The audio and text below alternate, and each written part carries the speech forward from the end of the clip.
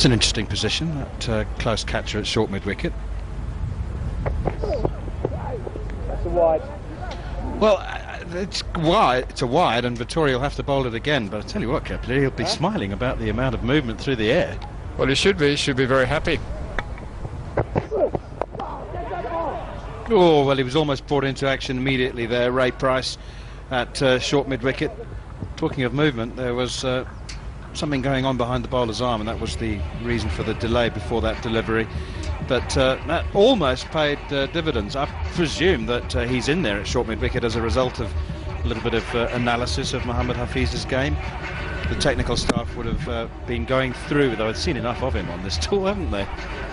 Well, it's definitely not a bad position to have with the ball swinging the way it is, and maybe if you had somebody slightly quicker in the reaction department than Ray Price, that might have been an opportunity. But you can have that fielder there, and you can have a second slip as well.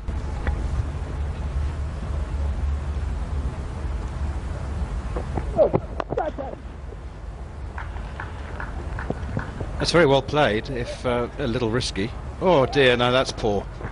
That is very disappointing from Malcolm Waller. He's the best fielder in the team, and he's made a complete hash of that. I don't even think that the dive and the flick back was really necessary. I think he could have just run round on that, picked it up with two hands and fielded it in the conventional way. Well, it's a very good shot because the ball did swing, and Imran Fahd played it nice and late, and the ball went square. But that was quite an easy stop for a fielder of the calibre of Malcolm Waller, so he's disappointed with that. Zimbabwe being the kind of country that it is. Oh, that's a very fine shot. Two full long half volley from Jarvis. But back to Zimbabwe, and Zimbabwe cricket doesn't tolerate weakness.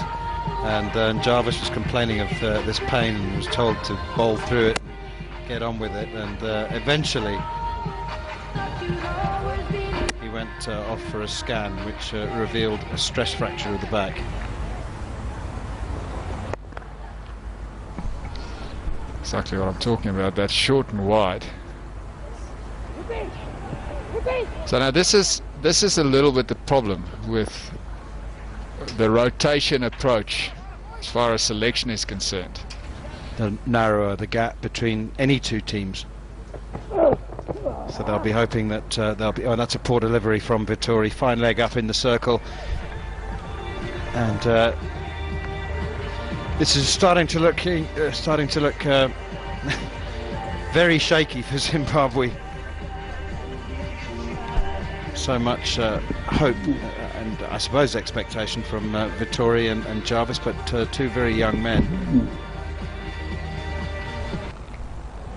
True enough, but you know, when it's swinging, that's your day, so your skill level has to be good enough to utilize the swing, particularly at international level.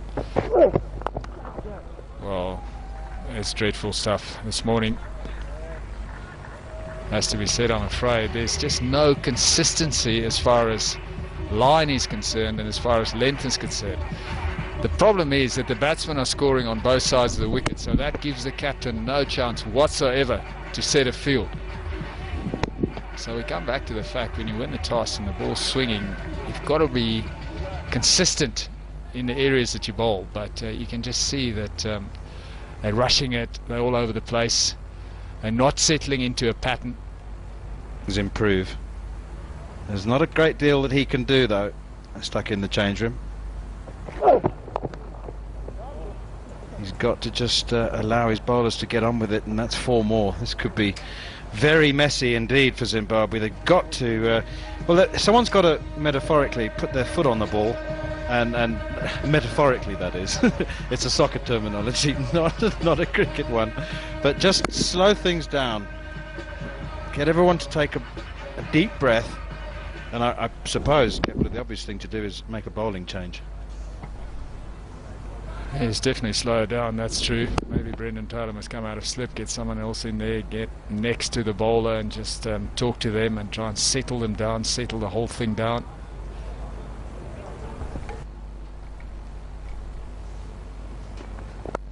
In the air, and it's, well, going to go off to the boundary again. It was wide, it was full, and it was there for Imran Farhat to throw his bat at it, and that's exactly what he did. Well, Carl Jarvis likes to try and swing the ball back into the left-handers, but this one's a little bit too wide.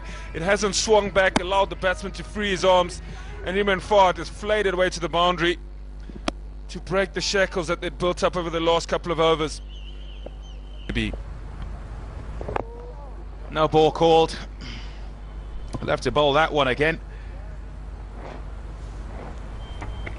It's a free hit as well, there you go.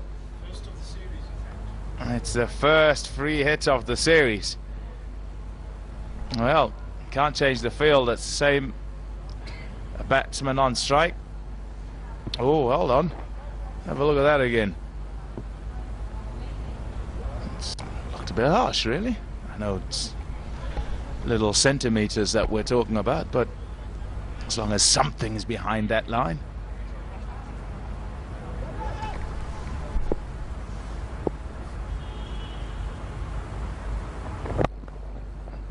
It's well struck. Fantastic work by Hamilton Masakadza, third man.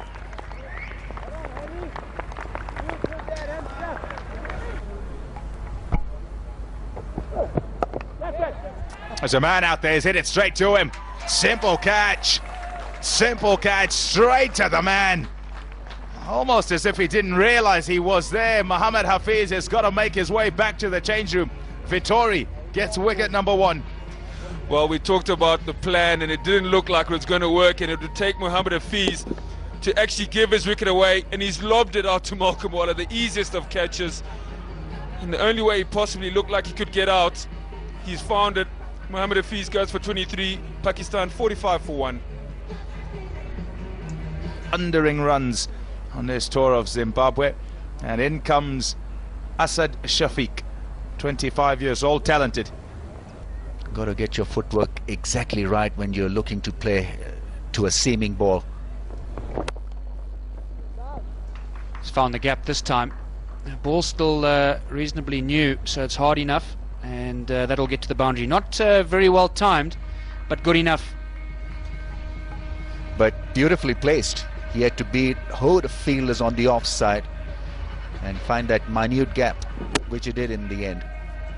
Trying to hit it hard, but obviously didn't come off the middle of the bat, but still good enough. The beauty about that drive was the gap that he found. Yeah, just broke his wrist at the last minute, and that got it through the gap. 22 of 24 balls, 228 is the average first innings total. I think that's going to be hopelessly short. We saw that on Sunday, wasn't even close.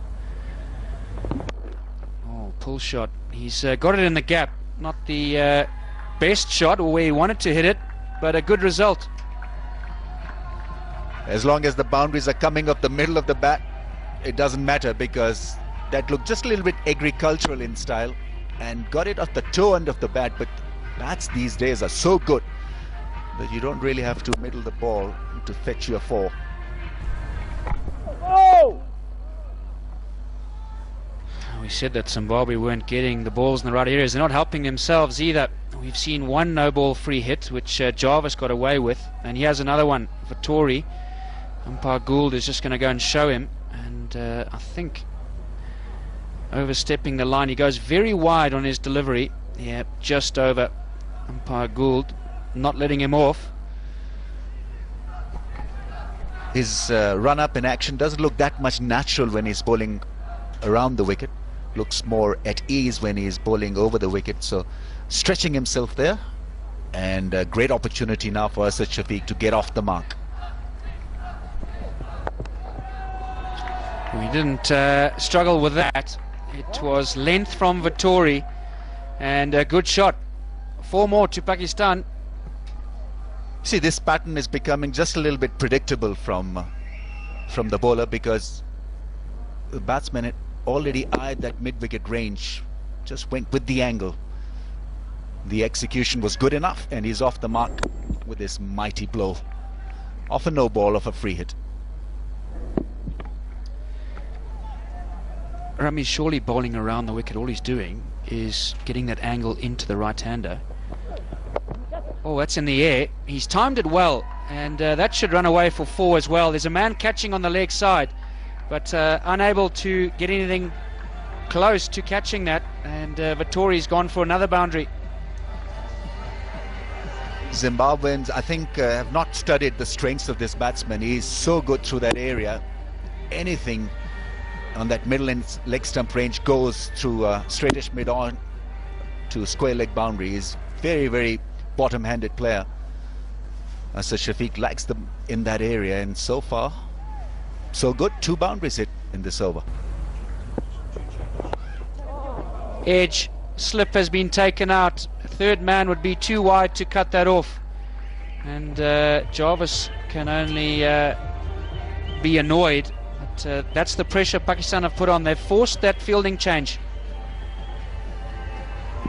Yes, no slip in place because Pakistan started off aggressively and Zimbabweans have been on the defensive. The man in the deep was too deep and far away from stopping this one, going across to the boundary. Up in the air, just wide of the fieldsman. It's Hamilton Masakadza at mid-off. So a few dot deliveries and trying to play the expansive shot. Imran Fahad just to lose the man at mid-off, and they get a boundary. Yeah, just a little bit of frustration creeping in there. There was no real need to do that. The run rate is fine, but having a full go at that, and well, Alton Chikumbura could probably count himself a little unlucky. But at the end, it's 4 more runs to the Pakistani total.